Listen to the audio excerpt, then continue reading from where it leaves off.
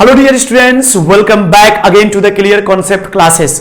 दोस्तों, आज के क्लास में हम लोग कुछ ऐसे इंपॉर्टेंट पॉइंट्स को समझने वाले हैं जो मैथमेटिक्स एग्जाम को देने से पहले आपको जानने की आवश्यकता है। ये सबसे जरूरी चीजें होती है जो आप समझते हो कि जरूरी नहीं है, पर मैं बता दूं कहीं ना कहीं ये छोटी छोटी बातें आपके लिए इतनी ज्यादा हेल्पफुल हो जाती हैं जो पेपर को और ज्यादा बेहतर बना देती हैं, मतलब आपके आंसर को और ज्यादा बेहतर बना देती है, जिससे आपका रिजल्ट बेहतर हो जाता है।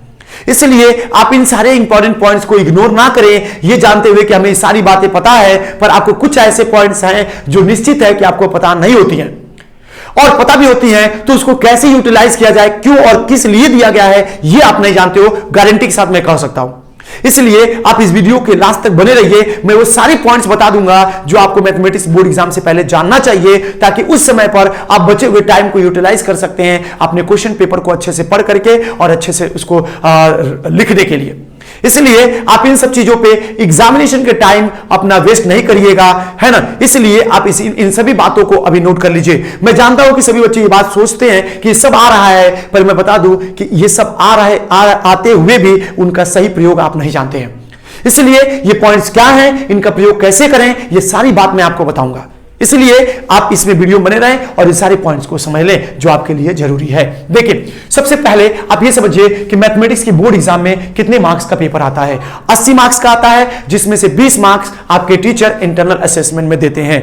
बाकी उसके बाद से आपके लिए क्या होता है, टाइम प्रोवाइड किया गया रहता है 2 घंटे 30 मिनट, यानी 2 घंटे और 30 मिनट के अंदर इस पेपर को सॉल्व करना होता है।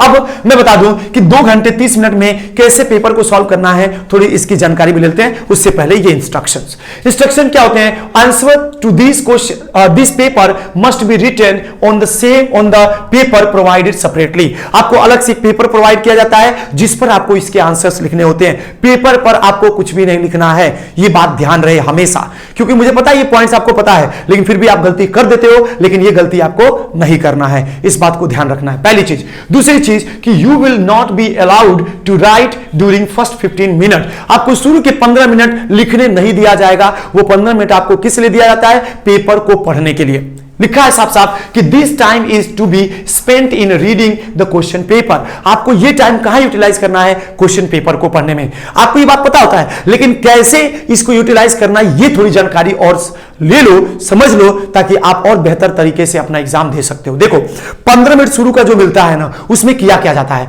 आप बच्चे लोग क्या करते हो, एक बार क्वेश्चन पेपर पढ़ के आराम से बैठे रहते हो, क्वेश्चन पेपर मैंने पढ़ लिया। नहीं नहीं नहीं, क्वेश्चन को ऐसे नहीं पढ़ना है। आप शुरू के 5-6 मिनट में पहला पेज पढ़ जाओ जिसमें एमसीक्यू टाइप्स होते हैं।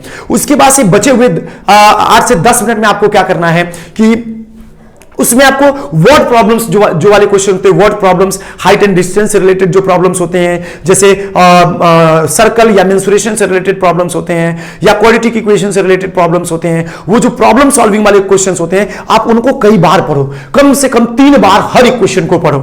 क्योंकि आप ऐसे क्वेश्चंस को एक बार पढ़ के आपको लगता है कि ये आ रहा है, पर उसके सही जो चीज दिया गया रहता है, जो चीज आपको समझना है उस क्वेश्चन से, वो नहीं समझ पाते हो। इसलिए आपको क्या करना है, उस क्वेश्चन को 3 से 4 बार पढ़ना है, ताकि आपसे गलती ना हो, वो क्या पूछ रहा है आप उस चीज को लिख पाए और बेहतर तरीके से लिख पाए। इसीलिए 15 मिनट को कैसे यूटिलाइज करना है, ये बात हमेशा दिमाग में रखिएगा, है ना। पता चले आप 15 मिनट में सिर्फ ये पढ़े, अच्छी बात नहीं है। आपको ये सब पढ़ना नहीं है, वहां पे आपको क्या पढ़ना है ये मैंने बता दिया यहाँ पे कि क्या क्या आपको वहां पढ़ना रहेगा। ये सब चीजें डिट्टो वहीं आएंगी। तो आपको 15 मिनट में 5 से 6 मिनट यूटिलाइज करना है शुरू का, क्या करने में, फर्स्ट पेज पढ़ने में, जो एमसीक्यू दिया रहता है। 15 एमसीक्यू आपको आएगा, आपको ये बात पता है 15 नंबर का। बाकी 25 नंबर के कुछ इंपॉर्टेंट क्वेश्चंस आएंगे सेक्शन ए में, लेकिन उसमें सेक्शन ए के 15 क्वेश्चंस जो रहेंगे वो एमसीक्यू रहेंगे। बाकी हमारे पास 4-5 क्वेश्चन जो मिलेंगे जो कि 25 मार्क्स के होंगे, वो भी इंपॉर्टेंट क्वेश्चन होंगे। आपको करना है, उसमें एक भी क्वेश्चन छोड़ना नहीं है। ये भी अभी बताऊंगा सारी चीजें। उसके बाद से the time given at the head of this paper is the time allowed for writing the answer. आपको यहां पर जो सबसे ऊपर टाइम दिया गया है 2 घंटे 30 मिनट, आपको इसी टाइम में अपने पूरे आंसर्स को लिख देना है जितने क्वेश्चंस आपसे कहे गए हैं। यानी सेक्शन ए के कितने क्वेश्चन और सेक्शन बी जितने भी कहे गए वो सब आपको लिखना है। कितने घंटे में, 2 घंटे 30 मिनट के अंदर आपको ये सारा काम कर देना है। ठीक है, ये बात आप जानते हो। थोड़ी और जानकारी जुटाओ। देखो, कुछ इंपॉर्टेंट पॉइंट्स, जैसे कि attempt all the all questions from the section A. Section A के सभी क्वेश्चन को करना है, ये भी आप बात जानते हो। दूसरी बात कि and any 4 questions from the section B. Section B के सिर्फ 4 क्वेश्चन करना है, लेकिन सेक्शन बी में 4 क्वेश्चन को कैसे करें, कौन कौन से 4 क्वेश्चन को करना चाहिए, क्या सही तरीका होना चाहिए। तो पहले आपने जो 15 मिनट दिया गया था आपको पेपर पढ़ने के लिए, उसमें पढ़ करके यही आपको डिसाइड करना है कि इस सेक्शन के कितने क्वेश्चन मुझे अच्छे से आ रहे हैं। अगर सभी क्वेश्चन आ रहे हैं तो आप उस सेक्शन को अच्छे से, मतलब उस वाले क्वेश्चन को अच्छे से सॉल्व कर लो, उसको पेंसिल से डॉट लगा देना कि इस क्वेश्चन को मैं अच्छे से करूंगा, ये मुझे आ रहा है।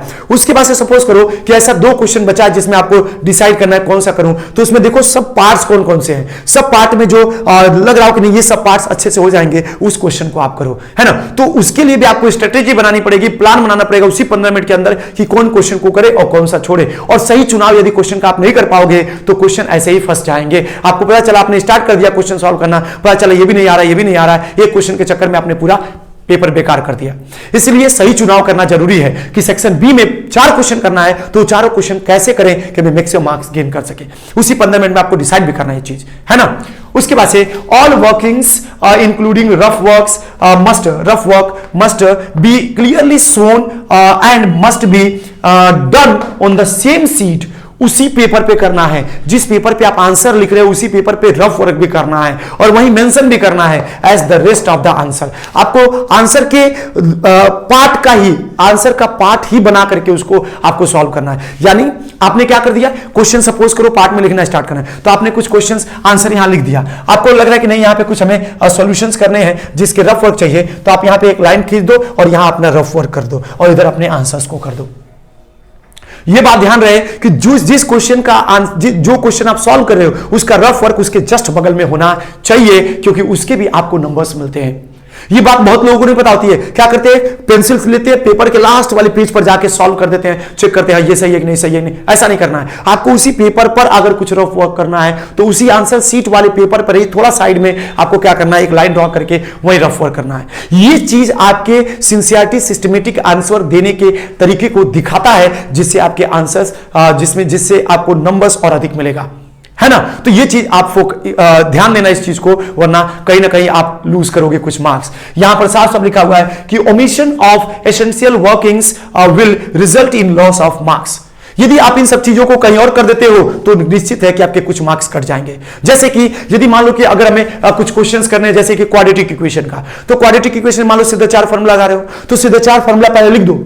अगर वो चीज नहीं लिखते हो तो आपके कुछ मार्क्स कट जाएंगे, क्योंकि उन सब चीजों के भी आपको मार्क्स मिलते हैं, है ना। यदि आपने सीधे 4 फार्मूला पे आपने इसको सॉल्व किया, आपने लिख दिया सीधे 4 formula x = -b + -√b² - 4ac, तो इसके भी आपको आधे मार्क्स मिलेंगे। इसीलिए कहा जा रहा है कि omission of essential workings will result in the loss of marks. यानी यदि आप इंपॉर्टेंट पॉइंट्स को छोड़ देते हो, जो जरूरी चीजें आप नहीं लिखते हो, उसके लिए भी आपको मार्क्स काट ले जाएंगे आपके पेपर से। इसलिए इन बातों का आप खास ध्यान रखें, ठीक है। The intended marks for questions और parts of the questions are given in the brackets. ये ऐसे ब्रैकेट्स बना करके क्वेश्चन के जो भी पार्ट्स होते हैं, सब पार्ट्स होते हैं, उनमें भी आपको क्या कर दिया जाता है, मार्क्स बता दिया जाता है कि इस वाले पार्ट्स का इतना मार्क है, इस वाले पार्ट का इतना, इस वाले पार्ट का इतना। इसलिए आप इन सब चीजों को ध्यान दें कि जैसे सेक्शन बी में कितने क्वेश्चन करने थे आपको पता है, 4 क्वेश्चन, 4 में से कौन सा क्वेश्चन करें, इसके लिए ब्रैकेट में दिए गए नंबर्स को देख करके आप डिसाइड करिएगा कि कौन सा क्वेश्चन सेलेक्ट करें और किसको छोड़ें, है ना। उसके बाद से लास्ट पॉइंट जो समझना है, दैट इज मैथमेटिकल टेबल्स आपको प्रोवाइड कर दिए जाएंगे। जो भी जरूरत के टेबल होंगे आपको मिल जाएंगे, आप वहां से उनका हेल्प ले सकते हैं और पेपर को और बेहतर तरीके से कर सकते हैं।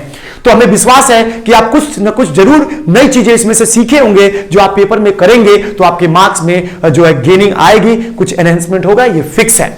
इसलिए इन सभी बातों को अपने पेपर देने से पहले दिमाग में हमेशा रखिएगा बच्चों, ये फिक्स है कि आपको कहीं ना कहीं ये सब इंपॉर्टेंट पॉइंट्स आपको हेल्प करेंगे आपके पेपर में और अच्छे मार्क्स गेन करने के लिए।